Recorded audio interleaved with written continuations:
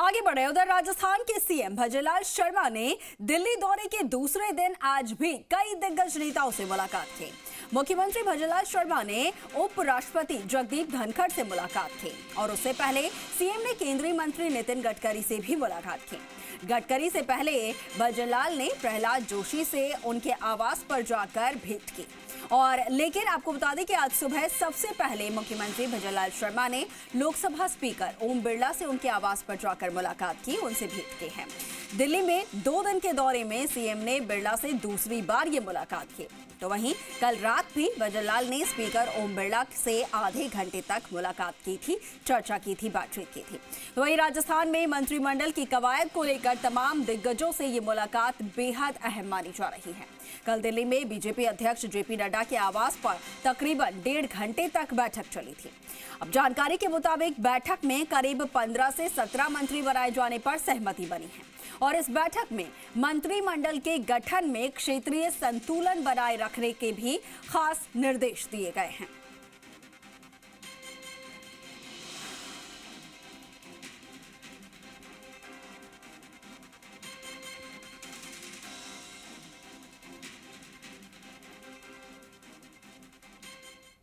तो इधर सीएम भजनलाल का दिल्ली दौरा और उधर भगवान भजन में जुटे हैं विधायक। जी हां, आपको बता दें कि नए जो विधायक हैं उनमें पूरी तरीके से जोश नजर आ रहा है, तो वहीं पुरानों में हलचल है। हर किसी को सरकार में भागीदारी चाहिए। मंत्री परिषद को लेकर कयास लगाए जा रहे हैं। हालांकि मोदी शाह के मास्टर प्लान को समझना मुश्किल हो पा रहा है। सीएम भजनलाल की कैबिनेट में युवा चेहरे शामिल होंगे, इसकी बात भी अब सामने आ रही है। ये अटकलें भी हैं। राजस्थान में तकरीबन 15 मंत्री शपथ ले सकते हैं। इनमें कौन कौन से नाम जो है उनकी प्राथमिकता सामने आ रही है। इसमें सबसे पहले डॉक्टर किरोड़ी लाल मीणा, उसके बाद पुष्पेंद्र सिंह राणावत, बाबा बालकनाथ, जोगेश्वर गर्ग, गोपाल शर्मा, सिद्धि कुमारी, दीप्ति माहेश्वरी, तो वहीं मयंक प्रतापपुरी, अजय सिंह किलक, भैराराम सियोल, संजय शर्मा, श्रीचंद कृपलानी, ये तमाम वो नाम हैं जो कि इस सूची में सबसे टॉप पर आ रहे हैं। झाबर सिंह खर्रा और प्रताप सिंह सिंघवी समेत हीरालाल नागर, फूल सिंह मीणा, शैलेश सिंह, जितेंद्र गोठवाल और शत्रुघ्न गौतम समेत मंजू बाघवार का भी नाम सामने आ रहा है। सुमित गोदारा, जवाहर सिंह बेढम, जयदीप बिहाड़ी संभावितों में शामिल हैं। नई लीडरशिप तैयार करने पर बीजेपी का पूरा फोकस रहेगा।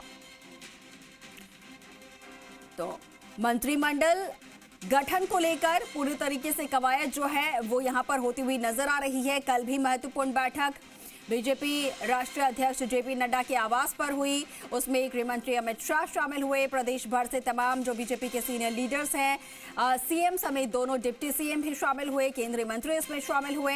1.5 घंटे तक ये मंथन चला था।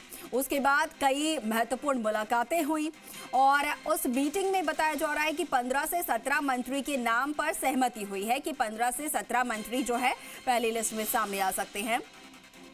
कुछ के लिए कहा जा रहा है कि कुछ जो मंत्री के नाम और पद होंगे वो लोकसभा चुनाव के बाद के लिए रखे जाएंगे और साथ में देखिए क्षेत्रीय समीकरण साधने की पूरी कोशिश है। क्योंकि फिलहाल जो केंद्रीय नेतृत्व अगर प्रदेश का देखा जाए तो पूरा का पूरा तीनों सीटें हैं सीएम और दोनों डिप्टी सीएम की, वो क्षेत्रीय अगर समीकरण देखा जाए तो उसमें जयपुर रहा है। तो ऐसे में पूरे राजस्थान भर से क्षेत्रीय समीकरण साधना इस वक्त बीजेपी के लिए बेहद जरूरी है। उसको लेकर निर्देश यहाँ पर खास दिए गए हैं। क्षेत्रीय समीकरण साथ के साथ जातीय समीकरण नहीं भूल सकते, जो कि बेहद अहम है। महिलाओं को किस तरीके से आगे रखना है, युवाओं को किस तरीके से आगे रखना है, इसकी भी तमाम कोशिशें जो है ये रहेगी बीजेपी की। और ज़्यादा जानकारी के साथ सहयोगी शशि मोहन हमारे साथ फोन पर जुड़ गए हैं। शशि, देखिए मंत्रिमंडल को लेकर कवायद जो है वो तो होती नजर ही आ रही है। कल महत्वपूर्ण बैठक भी हुई है। अब बताया जा रहा है कि युवाओं पर जो है वो ज्यादा फोकस रहने वाला है। साथ के साथ युवा भी काफी जोश में नजर आ रही है। क्षेत्रीय समीकरण जो है उसमें तालमेल बिठाना बेहद जरूरी होगा, उसको भी पूरी तरीके से बीजेपी देखती नजर आ रही है। कुछ नाम जरूर यहां पर सामने आए हैं, कौन कौन से एक बार आपसे जानना चाहेंगे। अंकुर, समीकरण साधने होंगे लोकसभा चुनाव को ध्यान में रखकर और इसीलिए पार्टी की कोशिश है कि क्षेत्रीय संतुलन साधे जाए, जातीय समीकरण देखे जाएं और हर उम्र वर्ग के लोगों को शामिल किया जाए, जिससे आने वाले पीढ़ी में पार्टी का नेतृत्व तैयार हो सके। और इसी को देख करके पार्टी अपनी गणित कर रही है। अगर सीएम भजनलाल शर्मा दिल्ली दौरे पर रहे तो उस दौरान नेताओं की हार्ट बीट बढ़ी रही। नेताओं की कोशिश यही थी कि उनका नंबर मंत्री परिषद में आ जाए। आपने देखा कि बड़े नेता दिल्ली पहुंचे, प्रदेश अध्यक्ष रहे, पूर्व नेता प्रतिपक्ष रहे, उन सबकी मौजूदगी में बातचीत भी हुई। और समीकरण जो बाहर आ रहे हैं वो यही आ रहे हैं कि 13 से 15 नाम शामिल हो सकते हैं। इनमें अनुभव भी देखा जाएगा। किरोड़ी लाल मीणा, पुष्पेंद्र सिंह राणावत अनुभवी हैं, वरिष्ठ हैं, जोगेश्वर गर्ग हैं अनुभवी।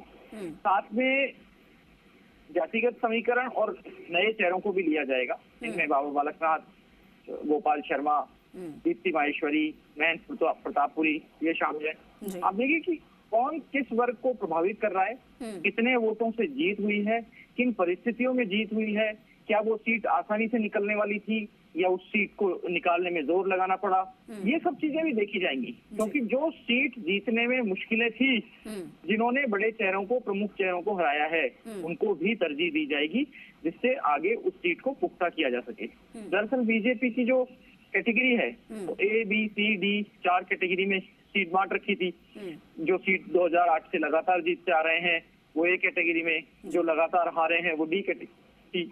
तो ऐसी सीटों पर D कैटेगरी पे या C कैटेगरी पे जिन्होंने जीत दर्ज की है वो सीटें भी प्रमुख है और उनके ऊपर जो जीतते आए हैं उनको कुछ ना कुछ इनाम पार्टी देगी।